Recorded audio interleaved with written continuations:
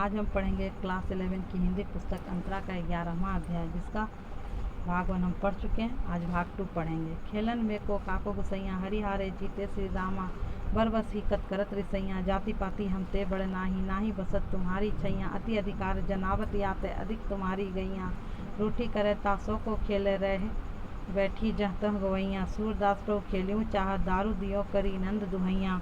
प्रस्तुत पंक्तियों में सूरदास जी ने खेलते वक्त श्री कृष्ण एवं ग्वाल बालकों के बीच हुए वार्तालाप का वर्णन किया है। यहाँ सूरदास जी ने श्री कृष्ण के नटखट बाल रूप का वर्णन किया है।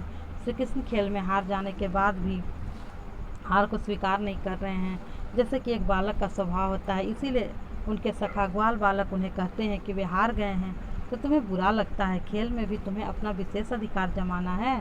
श्री रामा श्री कृष्ण के बड़े भाई बिल्कुल ठीक कहते हैं कि तुम जबरदस्ती ही अपनी जीत मनवाना चाहते हो, मगर हम ऐसा होने नहीं देंगे। तुम्हें रूठना हो रूठ जाओ, हम तुमसे डरने वाले नहीं। खेल में ना कोई मालिक ना कोई नौकर, फिर तुम हमसे बड़े किस बात में हो? तुम भी एक ग्वाले हो और हम भी ग्वाले।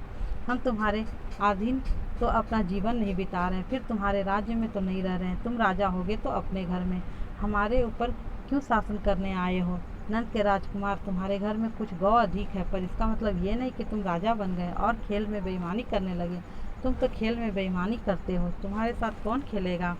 मुरली तो गोपाल ही भावती, सुंदरी सखी जदपि नंदनाल ही, नाना भांति नचावती, राखती एक पाई ठाड़ी करी अति अधिकार जनावती, कोमल तन आज्ञा करवावती, कटी टेढ़ो है आवती, अति आधीन सुजान कनौड़े गिरधर नार नवावती, आपुन पौड़ी अधर सज्जा पर कर पल्लव पलुटावती, भ्रिकुटी कुटिल नैन नासापुट हम पर कोप करावती, सुर पर संजानी एको छिन धरे शीस डुलावती।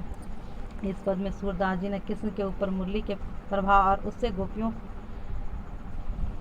का मुरली से होने वाली स्वाभाविक जलन का बड़ा ही सुंदर चित्र प्रस्तुत किया है। इस पद में एक सखी दूसरी सखी से कहती है कि हे सखी, मुरली श्री कृष्ण को अनेक प्रकार से नाच नचवाती है, फिर भी मुरली श्री कृष्ण को सबसे अधिक प्रिय है।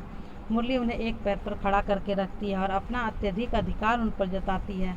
वह कृष्ण के कोमल तन से अपने आज्ञा का पालन करवाती है, जिससे कृष्ण की कमर टेढ़ी हो जाती है। यही नहीं, अत्यधिक अधीन किसी दास की तरह वह कृष्ण की गर्दन को झुकवाती है, स्वयं उनके होठों पर विराजमान होकर उनके कोमल हाथों से अपने पैरों को दबाती है। टेढ़ी भ्रिकुटी, बांके नेत्रों से और फड़कते हुए नासिका पुटों से हम पर क्रोध करवाती है।